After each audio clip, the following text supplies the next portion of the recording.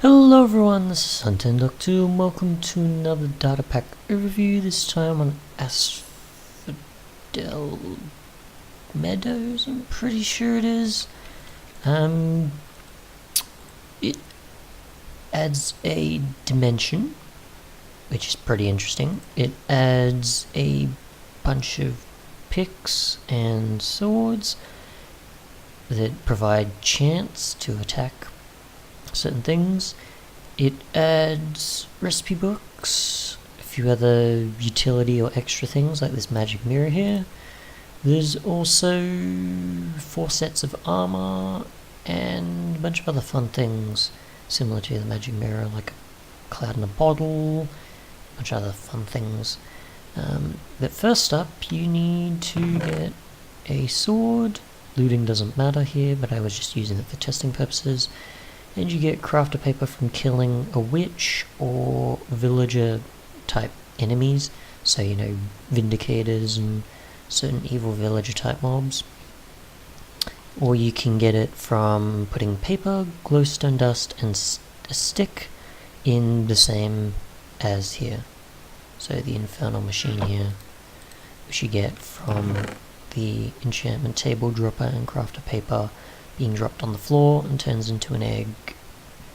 Infernal Machine spawning method, so to speak. And then you put all your other recipes you find from your recipe books, like this one and this one, the ones that show on the tooltips, into the Infernal Machine, and you start crafting. So things like these fragmented pick and sword here. You put normal diamonds, normal sticks in here, and you get the multiple chances. I've got a few, not that, a few here that are just randomized chances, like so. But the one thing to consider the most of importance is the use of these to collect things. So if you use this pick with any chance, you will need to get capsule fragments using this on ores like coal, diamond, quartz, anything you'd usually get fortune enchantments on. And you'd want to use the sword on particular types of mobs to get certain essence called unstable essence. Look into that, as well as some of the recipe books behind this interface. Most of the crafting books and essence are behind there, but I'll just show you the capsule fragments first with some of my experimentation. Obviously, you get a fragment from any of the following types you would usually use fortune on. It doesn't usually make too much difference as long as you make sure you mine these types of ores, and you sort of get varying chance of these popping up from them on occasion. So yeah, the fortune doesn't count, that was just me testing things out. But that's what it looks like, and that's sort of what you'd be expecting when you mine these types of ores. The types of mobs and the essences you require from each of them can determine, such as creepers giving you a grey one, or sort of uses the resist powered type of one you'd use in some of the later components. You get the sort of healing one that's used in the one of the other components.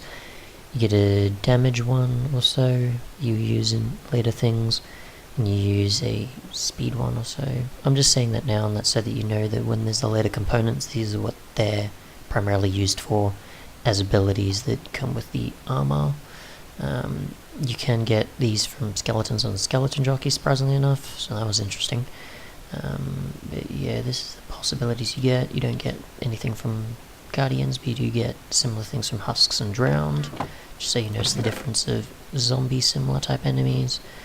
You've got the vindicator giving you craft paper as well as witches, magma creams, shulkers. This is the majority of things I tested, at least, to find out what you can actually acquire versus stuff that won't give it to you, like zombie pigmen. I couldn't get anything out of them, but I got stuff out of zombie villagers, so the possibilities do vary. The possibilities of the recipe books can vary from using a capsule fragment, which you get from the following here, to craft essence capsules, which allows you with any of the 4 unstable essences to be used in the armor crafting, as well as a bunch of other later components, materials, and otherwise.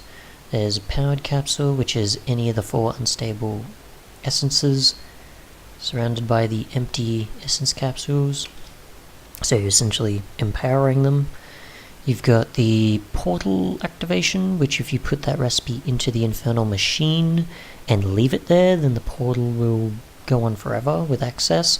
If you don't keep the recipe in there, then it'll essentially just dissipate. So you have to keep that recipe in the Infernal Machine, and you can make more than one. So if you want to still make stuff and still use access to the portal, then you can do that. Fragmented pick, fragmented sword. You got the magic mirror, which I've got down here, which requires an activated onyx, which is a unique ore to the dimension, as well as a need for alchemic diamonds, which are a special component. You can obviously tell these lines here are just repeats, basically. Of acquiring these, you can make recipe books with just craft a paper and a line, which gets you random recipe books. You've got the alchemic charge, which doesn't actually do anything, it's just a component recipe. You've got other repeats and other things. You've got a stack of craft paper that gives you 27 instead of the 9 that you get from the glowstone paper and stick recipe in the Infernal Machine. You've got the armor recipe, even though there's the unstable essence you can use with it to obviously get each of the different armor sets and 16 different armor pieces, essentially, in comparison to obviously the fragmented pick and sword, which gives you, 4 different chance options of 20, 40, 60, and 80. So there's like 4 there, making that 8. Craft a paper recipe, a soul bell, which allows you to capture mobs as well, I think at least, as well as regenerate yourself, I'm pretty sure, when you shift right click with it. You do need to kill one of the mobs in the dimension though to get a trap soul, which will be wraiths, I'm pretty sure. Totem of hoarding, pretty self-explanatory if you understand that. Item, pretty sure that's just the sort of save on after death sort of thing that 1.10 added, unless it's its own unique one of it, I can't quite remember. Cloud in a bottle saves you above,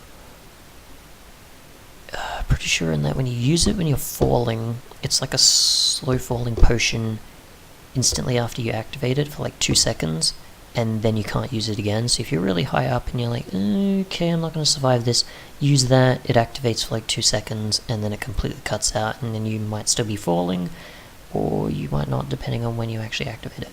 And the Onyx Furnace, which is just another furnace.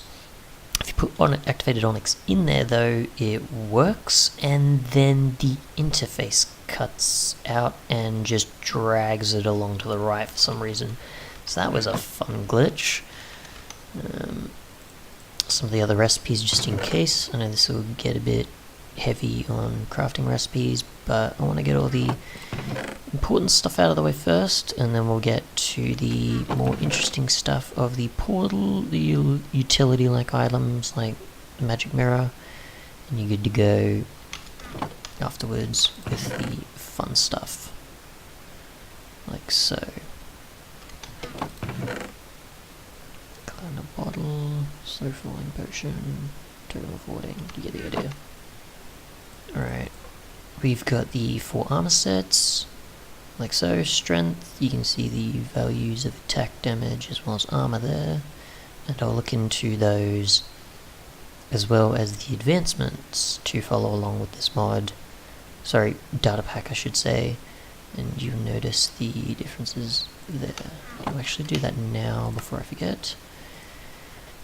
Let's do the Infernal Machine. You've got blending to craft, you've got all the different things you can follow essentially, which tells you everything you need to really know. Portal access, crafting, components, tools, such. I actually have done everything, surprisingly. Wow, okay. Wasn't expecting that. So pretty much once you access the portal, a bunch of things to do afterwards. So that's it. And then part 2 will be the portal and utilities. Stay tuned for that.